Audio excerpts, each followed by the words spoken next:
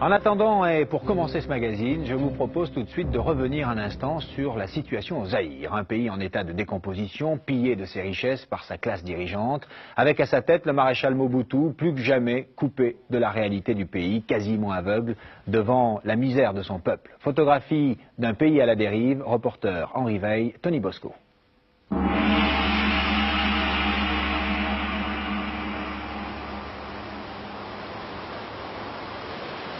Depuis un an, le maréchal Mobutu a trouvé refuge sur les eaux sombres du fleuve Zaïre, à bord de son yacht, le Camagnola.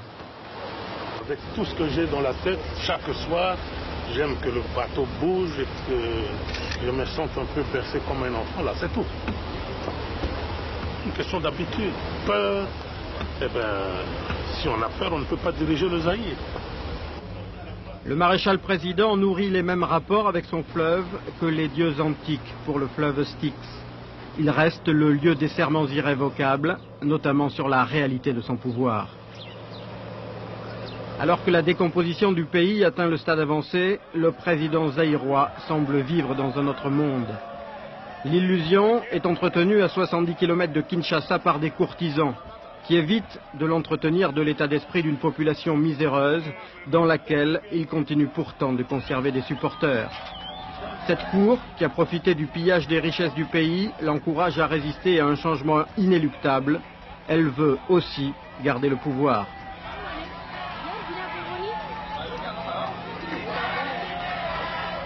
Voici un exemple du décalage. Des pêcheurs viennent proposer ces poissons du fleuve au président. Il semble étonné par le prix demandé, 2 millions de zaïres, environ 400 francs. Il trouve cela exorbitant. C'était il y a moins d'une semaine, au rythme effrayant de l'inflation, 7000% prévu cette année. Il coûterait aujourd'hui près de 500 francs. Si pendant un quart de siècle, la France et la Belgique, l'ancienne puissance coloniale, n'avaient rien trouvé à redire sur la gestion mobutiste, les deux gouvernements marquent aujourd'hui de très près le maréchal. Les deux capitales l'ont poussé à conclure un accord avec son principal opposant, Étienne Tshisekedi. Échec total, la cohabitation n'a pas duré 5 jours. De la coulisse est alors sorti Bernardin Munguldiaka, opposant opportuniste, qui a formé un nouveau gouvernement, lequel vient de prêter serment devant le président. Ce même Mobutu qu'il avait mis en prison en 1980 pour détournement de fonds.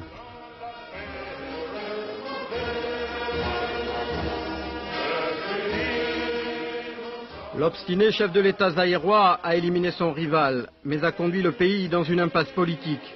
Celui-ci vit actuellement une situation surréaliste, l'opposition venant de constituer un gouvernement parallèle autour d'Étienne Tshisekedi. Comment nous allons agir devant un bras de fer que Mobutu vient de nous imposer? Monsieur le Président, que cette Assemblée opte pour un gouvernement de M. Tshisekedi que nous allons mettre en place. Nous allons déloger tout ce que Mobutu vient d'imposer pour nous permettre que le peuple nous donne cette confiance. On a besoin d'un gouvernement de confiance. Je crois qu'il est très clair que dans le pays maintenant, même des petits-enfants, personne ne veut plus de Mobutu. Mais comme c'est un homme qui 26 ans durant n'a vécu que des coups d'État, il en est encore à un énième coup d'État, c'est-à-dire s'imposer contre la volonté du peuple parce qu'il compte sur la force brutale des militaires.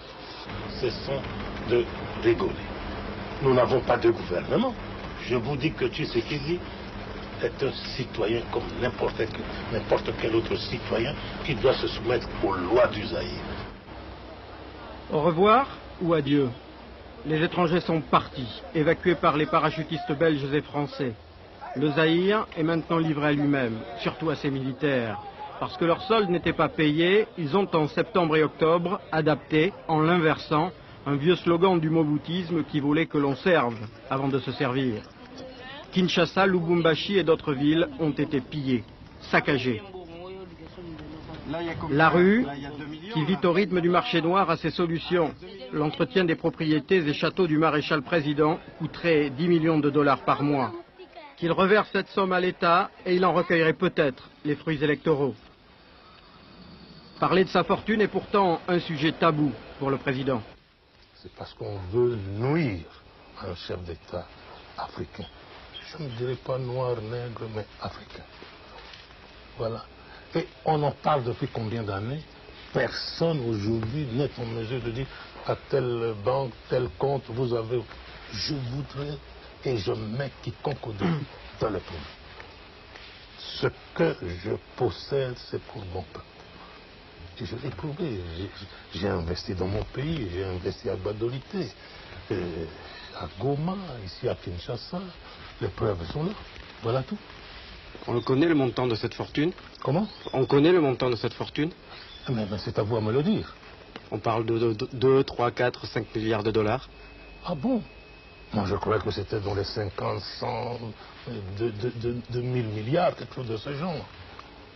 Beaucoup de chiffres sont cités, effectivement. Oh. Qui veut noyer son chien? Vous connaissez la suite.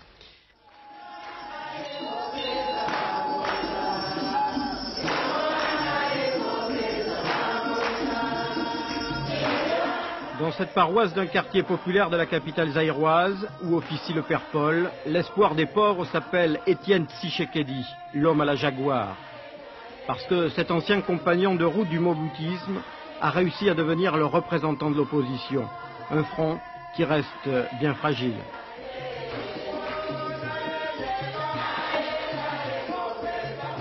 Le Père Paul, de nationalité belge, qui exerce depuis 30 ans dans le pays, tout comme l'épiscopat zaïrois, réclame le changement. On attend quelque chose, on attend du mouvement. Comment ce mouvement va-t-il venir? Ça, on ne sait pas, mais on attend. Ce pourrait être un discours enflammé de Tshisekedi? Ça pourrait être un discours enflammé de Tshisekedi, il n'y a aucun problème. Tout le monde est derrière lui, contre le régime. Tout le monde est contre. Ça c'est clair, tout le monde en a assez, tout le monde est complètement dépassé par ce problème et cherche un homme qui peut renverser. Ils ont confiance en Tshisekedi en disant c'est l'homme qui peut casser Mobutu. Il s'est montré résistant, il s'est montré fort. On attend et on espère. Est-ce lui, Tshisekedi, qui conduira le Zaïre sur la voie de la démocratie? Conduit sur la voie de la démocratie, il y aura certainement une dictature plus douce, je dirais. Donc il y aura un progrès vers la démocratie. Mais une démocratie totale ne se fait pas de la dictature dans une démocratie totale, mais se fait avec des étapes. Il y a un progrès qui devra se faire un peu à la fois. Il faut donc situer l'avenir entre le moins pire et le léger mieux. Traduction d'un enfant de cœur à la sortie de l'office, obtenir les 3 M, manger, monnaie, médicaments. Le mandat de Mobutu prend fin le 5 décembre. Protégé par sa garde prétorienne, le maréchal, toujours sûr de lui, est reparti méditer sur le fleuve.